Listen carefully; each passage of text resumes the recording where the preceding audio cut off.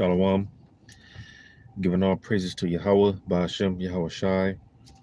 Double honors to the apostles, bishops, elders of Great Millstone, and Shalom to you, hopefully elect. Getting right into it. It's just a spiritual rant, something that's been on my spirit for some weeks now,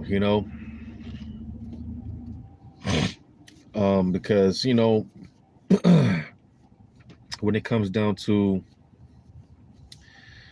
the prophets, the men of Yahweh Ba'ashem Shai, and I had a conversation with a brother earlier this week. Just kind of pouring out my spirit, and how I feel. And when I say this, I say it in all humility. All right, as I always say, confidence, not cockiness. All right. Because Lord willing, because we don't know for sure. But those chances of us being on that number, it looks like we can be those men. And that's to quote, I believe it's the elder Yahshua, but if I'm not mistaken,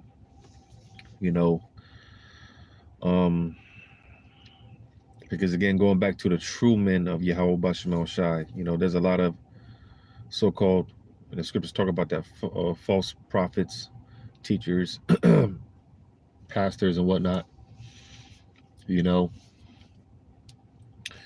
but no other Israelite group catches more flank than the men of Great Millstone and the affiliates. No one shuts on us more than, no one shuts on us more. We're the worst group out there. All right. That's obvious. Like I said, just meditating, man, because despite what's said about us, and as I was saying, with all that being said, with all the negative talk, the things that are said about us, yeah, it to an extent, it hurts, it's like, damn, because all we're trying to do is warn our people, the fact that Jake is so Americanized, they're so westernized, Jake can't take correction for anything, right? So when you have the prophets rebuking the nation, so-called Negroes, Latinos, Native American Indians, and especially when it comes to a lot of these Israelite groups, these so-called leaders, whatever the case may be, the fact that Jake is so westernized, Jake can't take correction because they're emotional, they are effeminate, they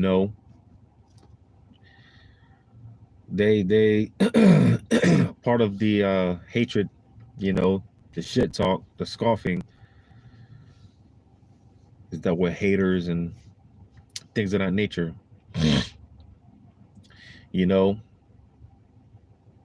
When in fact, man,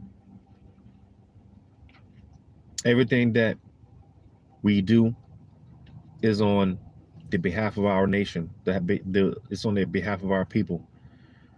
Believe it or not, as much as people want to call us selfish, as much as our people want to call us haters and whatever the case may be, it's quite the opposite, man. The prophets, and like I was saying, having a conversation with a brother earlier this week, a beloved brother,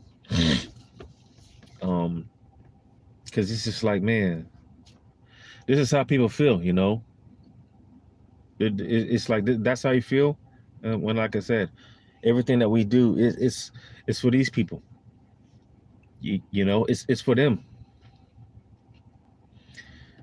Because like I said, quite frankly, the prophets are quite the opposite. The prophets are the most unselfish You know, and of course, Yahushua being the most unselfish, you know, because hell, he came all out of his way just to give us a fighting chance, you know. Yahushua came all out of his way to give us a fighting chance. You see, man, there's been plenty of times Yahushua could have shown that he's about that. He could have been exalted king and everything else, but you know, Yahushua, he understood the bigger picture. Yahushua knew what he had to do, and he did it for us. You know, the scriptures talk about how he was he was beaten so bad, man, you couldn't even recognize him. And he did that for us. He was spat on, just humiliated for us. You know, and the prophets come in that same steed, man, that same stead. Not to the full extent that Yahushua had to go through, but you know, again, the prophets, the men of Yahweh Shemashah, so looked down upon, the most scoffed, the most scorned, you know, the most despised, you know, and it's just like, damn. Because again, the prophets are the most unselfish people, you know, and like I said, it just makes sense more and more to me personally. Like I said, I was having a conversation with a brother earlier this week. And again, to quote the elder, Yashawamba, you know, it just more and more makes sense on why, you know, we you know, it's just our chances of being those men is just is looking brighter and brighter. Because damn, no one shows us love. You know, we don't get no love. And let me go ahead and get this.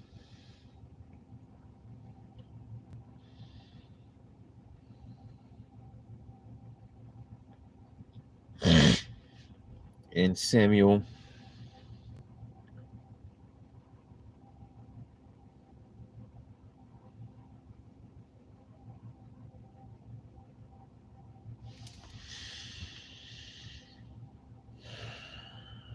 First Samuel, chapter 10. Because on another note, you know, that's why this brotherhood, you know, is very extremely important. And at the end of the day, this is what it's all about. It's about the brothers, you know, like-minded brothers, you know, our fellow brothers, man, you know, our fellow prophets, friends of the prophets and whatnot. You know, it was always like a separate society when it came to the prophets, man. You know, because again, it's like, God damn. Like I said, the prophets were always the most despised, the most looked down upon, the most hated, you know. And that's why more and more, you know, it makes sense why the prophets, more than, you know, outside of everyone, the prophets, they cling to one another more and more. You know, they were like their own separate society. So I'm going to get here in 1 Samuel. 1 Samuel chapter 10 and verse 10. And when they came thither to the hill, behold, a company of prophets met him, and the Spirit of the Most High came upon him, and he prophesied among them. So you see, matter of fact, verse 11. And it came to pass when all that knew him before time saw that, behold, he prophesied among the prophets. Then the people said one to another, what is this that is come unto the son of Kish? Is Saul also among the prophets? So just the point showing that the prophets, they were always like their own little, you know, separate group, separate society, you know. And it's like in high school, you know, you had the jocks, they hung out with one another, the nerds, so to say, they hung out with one another, you know, so on and so forth. All these little cliques. Well, the prophets, they were always like their own little clique because, you know, I can see how no one really understands the prophets. No one really understands No one really understands us. You know, like I said, it just makes sense more and more. And I say this in confidence. Like I said, confidence, not cockiness. You know, about how we could be those men. You know, we could possibly be those men, because it's just like, man, Jake really doesn't get no love out here. And I'm talking about more specifically, hopefully, like brothers. All right, the men of Yahweh Shema Shai, the prophets of Yahweh Shema Shai. We really don't get no love from these people. And little does Jake know, again, everything that we do, because the scriptures say, work at your own salvation, Salakia. Work at your own salvation with fear and trembling. You know, but it's deeper than that. It's much deeper than that, man. You know,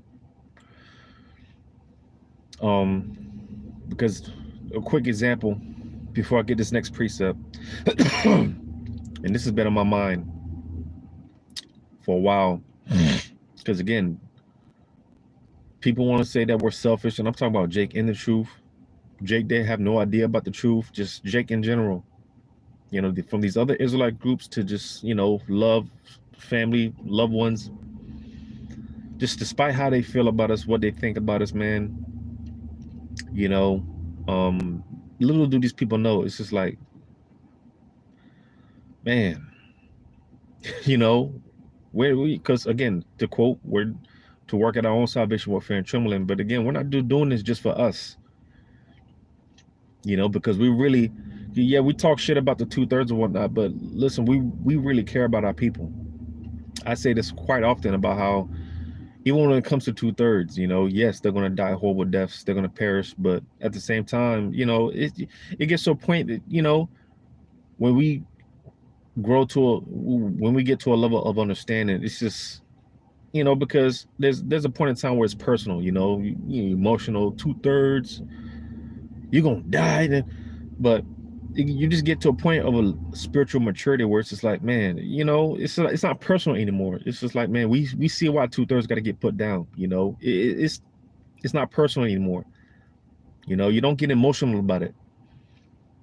You know, you don't get emotional about it anymore, man. And it's just, like I said, I say it all the time, man. Like, I get tired of seeing 2/3, man, just sick. I get tired of seeing my people sick. You know, the shit it gets old. It's played out. I want to see the Commonwealth. You know, I want to see the Commonwealth. I want to see every Israelite make it. I want to see every Israelite, man, just winning. I'm tired of seeing my people lose. And now people are so beat down to the point where they think that the few exceptions to the rules, the LeBron Jameses, the P. Diddy's and them, the Lil Waynes and them, all right, those that so-called make it, just because you know we got those few exceptions to the rule, then we all winning on, man. Like the brother Nahali breaks down, you know. You could tell, and to roughly paraphrase the big bro, you know, you can tell the well-being, all right, of a nation of people by the average citizen, so to say, the average civilian of that nation. You know, it's not a matter of the few exceptions to the rule, but rather the average citizen of that nation. You know, look at Esau. At one point, all these Edomites were living comfortably. They were living good. You know, not every Edomite was on the level of a Bill Gates and whatnot. But these Edomites, the average Edomite, you know, because, you know, now it's to a point where the Esau is losing, all right? Esau is losing, you know, and of course, you know, because we're in the transitionary period, we're in that paradigm shift. But soon through 2 Ezra 6 and 9, you know, Jacob is the Slakia. Esau is the end of the world. Jacob is the beginning of it that follow it. So we're in that paradigm shift. You know, we're right in the middle. So nowadays you see more Edomites losing. All right, more homeless Edomites. You know, I do a lot of deliveries and stuff like that. A lot of these app-based jobs, and you'd be surprised, you know, because at one point, going into these gated communities, you know, and I've seen some, you know, I've seen some pretty beautiful properties, you know, and I'm just like, damn, you know, You got a water fountain in the middle of the driveway. You know, beautiful properties. You know, well, there was a point in time where most of that was Esau living in these properties. Esau, Moab. You know, but believe it or not, now it's a lot of is more and more. I'm seeing Jake taking over, man, living in these. And hey, I'm for it, you know, because hey, like I said, at the end of the day, even 2/3, you know, yeah, they're not in their right mind. They need to be put down like dogs. But at the same time, those are still our people. Well, they're still Israelites because they're not our people right now, but they're still Israelites, you know. And they're gonna come back and they're gonna be good. You know, they're gonna get their ass whooped, but they're gonna be all right. You know, they're gonna be all right. You know, they're gonna be all right. But nevertheless, hey, I like seeing stuff like that. You know, now I'm seeing Jake in these gated communities, for the most part, so-called winning. You know, I like seeing stuff like that, man. You know, even more so in the kingdom. I want to see all my people winning, man. I'm tired of seeing Jake through and through and through out here, man. I'm tired of seeing this shit. The shit is played out. It's old. You know, I want to see Jake winning every Israelite from the greatest to the least, and that's that Commonwealth. You know, that's the Commonwealth, man. But you see, again, going back to the point, that's the whole thing. You see, that's what we're fighting for. You know, we're fighting for the Commonwealth of Israel. We're fighting for, you know, again, Jake think that we're selfish and all these other things. Listen, we're doing this for them. Not only just us, but hey, you know, we're fighting for the Commonwealth of Israel, man. You know, that's what the kingdom is about. The kingdom of Israel, the kingdom of Yahweh Shema Shai, which, you know, it comes with Israel being on top, Israel winning, every Israelite winning. You know, but you know, and that's why I also say, man, because just speaking as a man, you know, I believe there's going to be a lot of Salakias in the kingdom, you know, because Jake, they don't understand right now. They don't get it. They're not supposed to get it. You know, matter of fact, I'm going to get this if I can find it.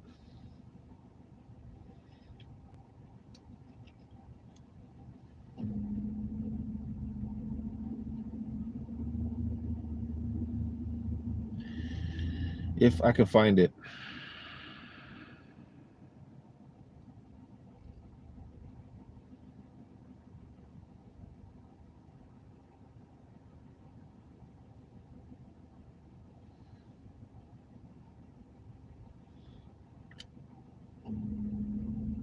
In the book of Luke, I think this is it.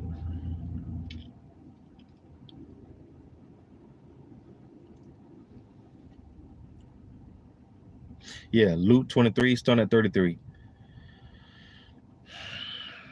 And when they were come to the place which is called Calvary, there they crucified him, and the malefactors, one on the right hand and the other on the left. Then said Yahushua, Father, forgive them, for they know not what they do. And they parted his raiment and cast lots. And the people stood beholding him, and the rulers also with them derided him, saying, He saved others, let him save himself, if he be the anointed, the chosen of the Most High. And you see, this was Jake talking shit, you know, because yeah, Esau, they actually pierced Yahushua, but Jake is the one that gave Yahushua up.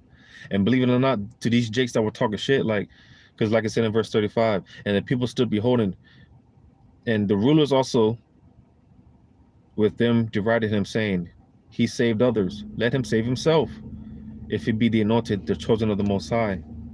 Because, you know, indeed, Yahushua was saving others, you know, performing miracles and whatnot. You know, and Jake was talking shit when Yahushua was on that cross, like, man, he saved others. Why can't he save himself? They're just talking shit, you know, and that's how you know Jake, man. Because Jake will beat you down when you're already down. They'll kick you some more when you're already down, you know. But it's cold because, like I said in verse 34, then said Yahushua, Father, forgive them, for they know not what they do. You know, and that's heavy. You know, that's heavy. Because, hey, believe it or not, you had some of the elect at this time. You know, you had some of the elect at this time that were a part of this. So it's just like, man, you know, Yahushua was praying for forgiveness, because it's just like, man, and like I said, because like I said, Jake, nowadays it's just like, man, they really just don't know. They don't know, man. They don't know what this is about. They don't know. They just don't know. That's why I said, going back to the point I was making, like, I believe there's gonna be a lot of Salakias, a lot of heads down in the kingdom, because 2/3, like I said, they don't know, you know, and they're not supposed to know. So, you know, it's just like, you really can't hold it to them. They don't know, man. So when 2/3 comes back, when they come back in the kingdom in their right mind, you know, hey, brothers, is just like I said, there's gonna be a lot of, you know, Salakias, and listen, it's gonna be good. It's all right. It's all right. And that's, you know, hey, that's how I feel personally. The elect with Yahushai in the kingdom, when it's all said and done, hey, you know, the brothers, you know, the elect brothers, you know, it's gonna be the same thing. I feel, you know, it's gonna be a lot of Salakias, and just, man, you know, it's gonna be all good. It's gonna be all good in the kingdom, man. But as of right now, you know, because like I said, Jake, they don't understand, and it's just like, man, Jake, they don't get it. They don't get it. They don't know. You know, we're doing this for them. You know, the kingdom, starting with Yahushua first and foremost, and those men. You know, everything's riding on them. All right, everything's riding on them and their shoulders. You know, but like I said, Jake, they don't understand. They don't get that. You know. They don't understand that. Like I said, when it comes to the prophets, listen, they're the most unselfish people. They're the most unselfish. Believe it or not, they're the most unselfish, man. And this is one example that I like to think about all the time. As a matter of fact, before I get that, I'm going to get this. Because like I said, I was talking to the beloved brother earlier this week, and he brought this out. And this is because, you know, like I said, like I was saying earlier, when it comes to the company of prophets, as I read, you know, listen, brothers, we are all we got. We are all we got, man. That's why this thing is, it's special, because only we can relate to one another, you know. And though we may not understand fully, you know, what each and every brother is going through, but there's just a level of understanding that comes with it. It's just, you know, brother might be explaining his situation, and it's just like, man, you know, because, you know, you might not know, you're not going through that particular situation. You have your own battles to fight, but at the same time, it's just like, you know, I get it, you know, I get it, man. You know, I get it, bro. That's why, like I said, this thing is the brothers, man. This is all we got. And it's like the more and more things are getting tighter for brothers, you know. In our personal walk, it's like the more and more the bond is growing. You know, the bond strengthens. As these times get more and more tough, the bond between brothers, it tightens, it grows. Because this is all we got. You know, like it tells you in Acts, man, confirming the souls of the disciples, you know, continue with them with exhortation, roughly paraphrasing. Because that's the point. We need constant exhortation, you know. We need constant exhortation. You know, I really be trying to get in and just to show you, because it ain't up to us, because I really be wanting to just, you know, get into, you know, prophecies and certain things, but the Spirit really has it to where I'm doing, you know, certain lessons like these where, you know, talking to the church, you know, to whom this may concern, talking to the church, to the beloved, whoever you are, whomever you may be, whoever needs to hear these words. The Spirit has it to where I'm just really just, you know, talking to the church, man, you know, because, you know, as much as we may think that, you know, we're fighting this by ourselves, we're not. All right, this thing is about the body. It's a collective thing. We're all in this together. We're all rooting for one another. Hey, believe it or not, Yahushua is rooting for us. You know, Yahweh with us. He's cheering us on, man. You know, and Yahweh, because that that burning sensation that we get, because we want to get out of here, man. As I did the video the other week, man, this shit is played out. Wickedness is played out. All this shit is played out. We want to go home. We want to go home. You know, and just that feeling that we get. Listen, no one wants it more than Yahweh, man. Yahweh can't wait to be reunited with the brothers again. He can't wait to be with the brothers again, man. Because again, that's what it's about. That's what it's about. Yahweh can't wait. As much as we can't, you know, Saturday, it's like Saturday comes and goes, man. You know, camp day comes and it goes. Sunday fellowship, it comes and it goes. You know, these weeks, they can't go by quicker enough. They can't go by soon enough. And it's just like, God damn. Because that's, it's, you know, just more and more where we're leaning on one another, man. We're depending on one another. You know, we miss one another. You know, it's just, the bond is growing. And again, that's why we need that constant exhortation and, you know,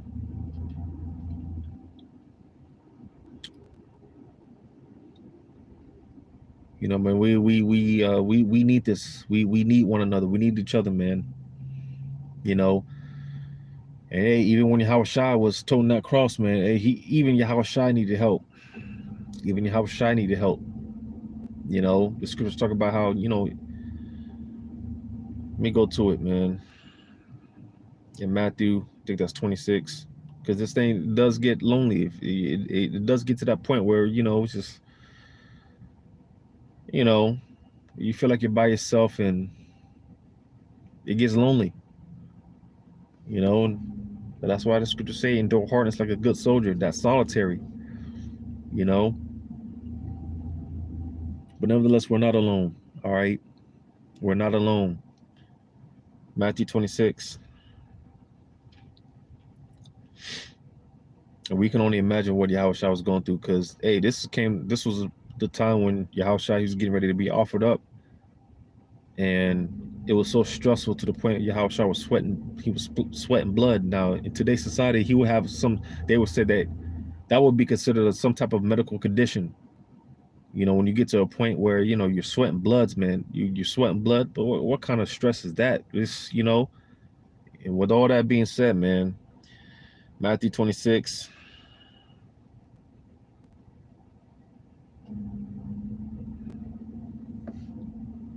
Matthew 26, starting at 36. Then cometh Yahushua with them unto a place called Gethsemane, and saith unto the disciples, sit ye here while I go and pray yonder. And he took with him Peter and the two sons of Zebedee, and began to be sorrowful and very heavy, because it's like, man, it's, you know, this is the time of the Passover. You know, like, well, a lot of these jakes like to look at this like some celebration. Oh man, the Passover is a very heavy time. You know, Yahushua was it's a heavy time. You know, and again, Yahushua knew what he was about to go through, and that's no heavy lot. That's no heavy lot of slakia, a slip of the words, slakia.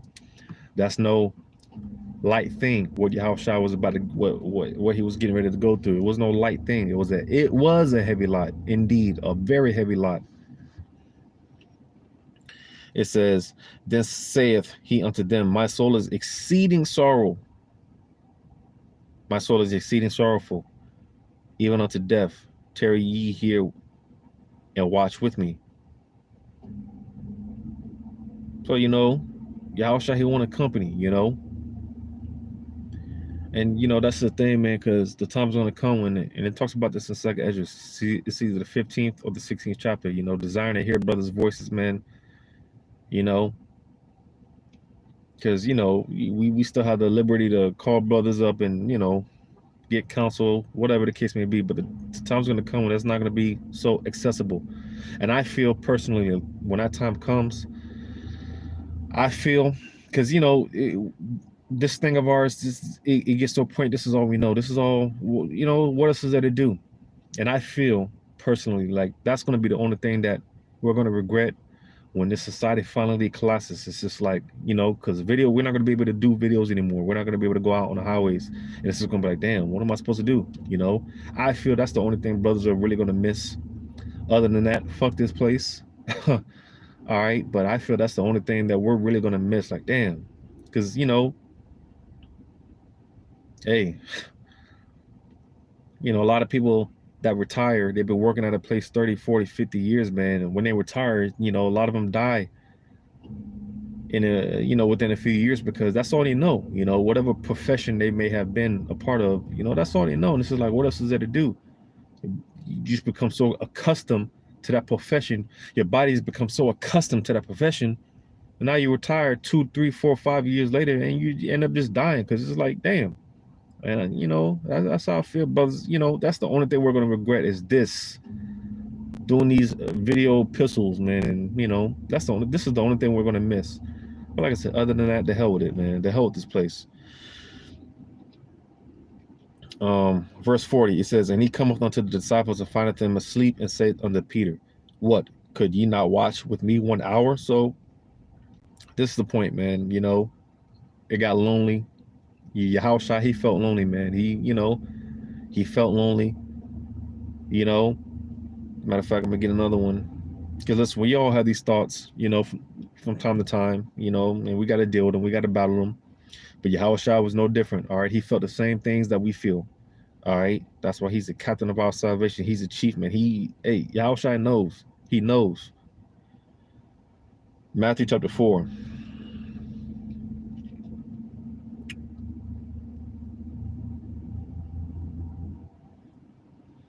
Matthew chapter 4.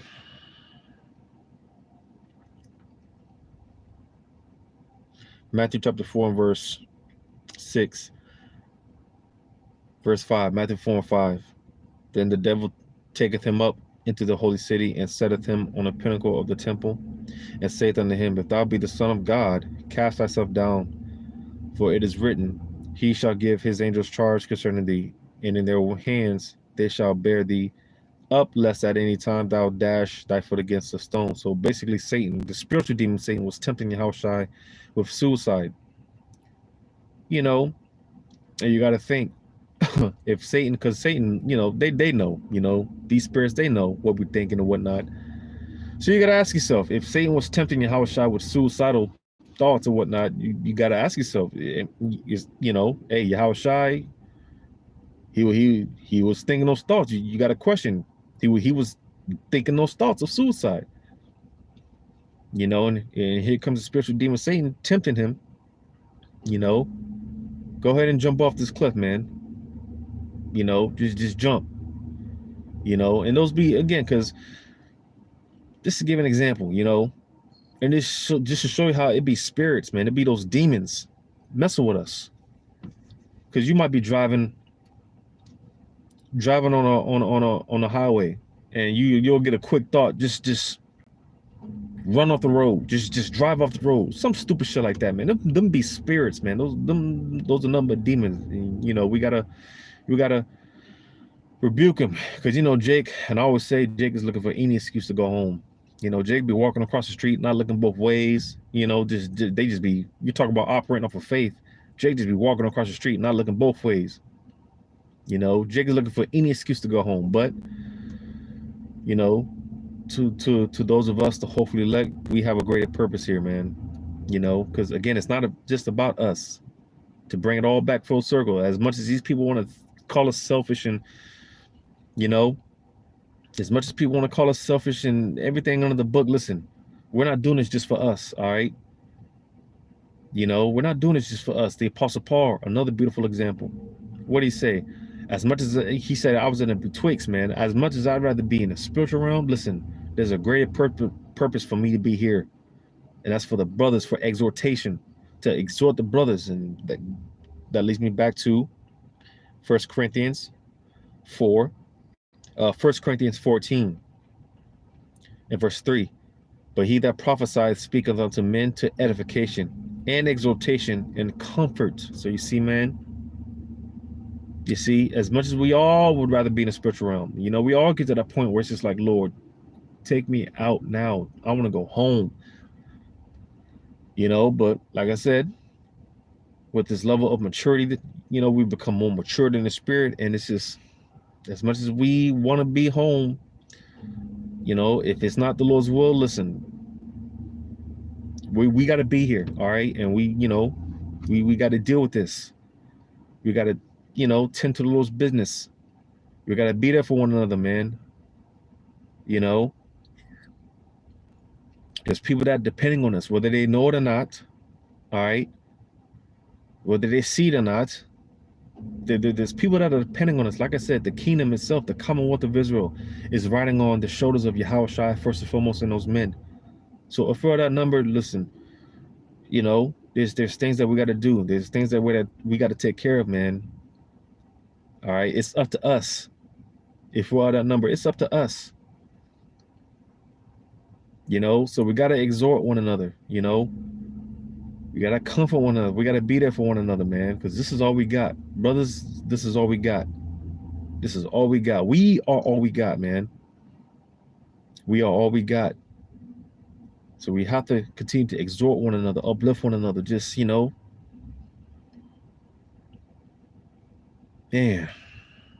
And again, we're not just doing this just for us, all right? We ain't doing this just for us. The prophets are the most unselfish people. The most unselfish people. Because I'll just be thinking, man, I'll be meditating, man, and it's just like, even with my situation, with my demon, my children,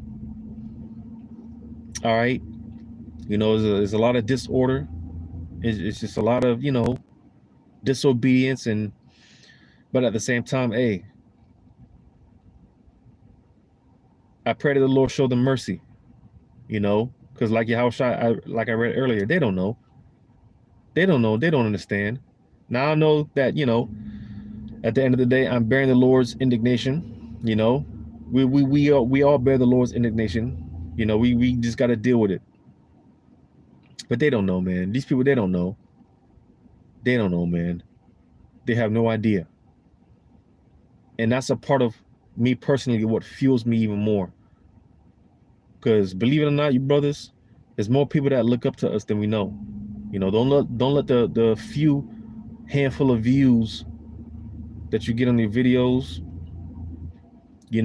or people, when you walk out and about, people know, people know, all right? They know, they sense it, they know it, these people know, there's more people that look up to us, that watch us than we know, there's more than we know, man. And like I said, for me personally, it's just more fuel for me to keep going. It's just more fuel for me to keep going. Because like I said, I ain't doing it just for myself, for the ribs, the wives, the children. Now I don't know if they're going to make it, but hey, I pray ultimately that the Lord shows them mercy, even if it comes to death. Because the Lord, even in death, he can be merciful. He can show mercy in death. Believe it or not, the Lord can show mercy in death. And if it comes to that, I just ask that the Lord shows mercy. Because I don't know if they're going to make it, but they might. They might make it. Not off of their own works. And it's just like us, Yeah, we do, we put forth our best foot forward. We give our best effort, but it's nothing of us. We are covered, Lord willing, by the blood of Yahushua. We're covered. So, likewise, all right, the ribs, the children, it's nothing that they do, but by you, it's how they're going to get saved. And it's likewise, Yahushua, it's only through him are we going to get saved. So, but like I was saying, just to bring it all back full circle, with all that being said, having that type of attitude, man, and people, they want to say we're selfish, right? Now I'm gonna go to this Job.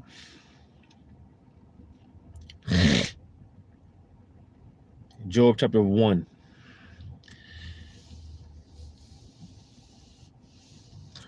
Job chapter 1, verse 4. And his sons went and feasted in their houses, every one his day, and sent and called for their 3 sisters to eat and to drink with them. And it was so, when the days of their feasting were gone about, that Job sent and sanctified them, and rose up early in the morning and offered burnt offerings according to the number of them all. So you see, Job, because like I said, the prophets, man, they were the prophets are the most unselfish people. Because Job, on the behalf of his children, he got up early every day and offered a burnt offering for them all. All right. And that's not it's not a light thing, because back then, hey, and to show you how wealthy Job was, the fact that he was able to, offer up a burnt offering for each and every one of his children, right? Reading on, it says, it may be that my sons have sinned and cursed God in their hearts. Thus did Job continually. So I'm gonna read that in the NLT. It says, when these celebrations ended, sometimes after several days, Job would purify his children. He would get up early in the morning and offer a burnt offering for each of them. For Job said to himself, perhaps my children have sinned and have cursed God in their hearts. This was Job's regular practice. So you see, it wasn't even a matter of his children going off. It was a matter of, just in case his children went off, he offered up these burnt offerings. And like I said, that's not a light thing, because, and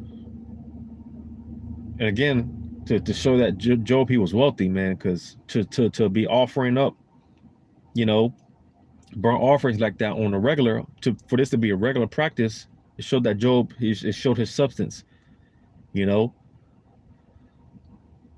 see. But again, this was a very unselfish act, because Job, he did this for each and every one of his children. It wasn't like he just offered up one burnt offering for all of them. No, he did this for each and every one of them. And like I said, it wasn't even a thing of them going off, but Job's mindset was, just in case, perhaps they sinned. That's a very unselfish act, man. And as we know, Job, he represents the elect. All right. Job represents the elect. Because again, the prophets are the most unselfish people, despite what these people want to say about us, man. Like I said, I say it in all humility, because it just makes sense. We got to be those men. Because look how brothers get treated. From, supposed to be fellow Israelites, yet we're the worst bum camps, and whatever they want to say about us. From them to our own family, friends, loved ones. Because speaking of Job, hey, when it was all said and done, hey, Job, when he lost everything except his wife, and she started talking shit, and I'm just speaking as a man, because, everything was all cool while, Job was the man. But the minute he lost everything, his wife was talking shit. And, being the so-called black woman, or just being even general, because, Northern Kingdom, they ain't nothing but a black woman with an accent. All right, ain't nothing but a black woman with an accent, man. So even general, yeah, they might appear to be with you, man, but listen, Eve, she stayed talking shit, stay running her mouth behind your back. And I'm just speaking as a man, Joe's wife was probably talking shit behind his back. Who knows? But again, it's just the point being that it's just like, God damn, all that we do for our people. Look how brothers get treated, man. And that's another thing. I pray, man, because I'm tired of seeing brothers get treated the way that they get treated. I can't wait to see brothers get theirs. I can't wait to see brothers get that power, man. I can't wait. Here it is, the Lord compared us more precious than fine gold. But look how brothers get treated, man. Look at the precious sons of Yahweh Bashemal Shai get treated. I'm tired of seeing this shit. I'm tired of seeing brothers, man. I'm tired of this shit. But that's all right, because things are going to change real soon, man. Things are going to change real soon. But I'm going to go ahead and end it off there. Lord willing, this was edifying. Giving all praises to Yahweh, Ba'ashem, Yahweh Shai.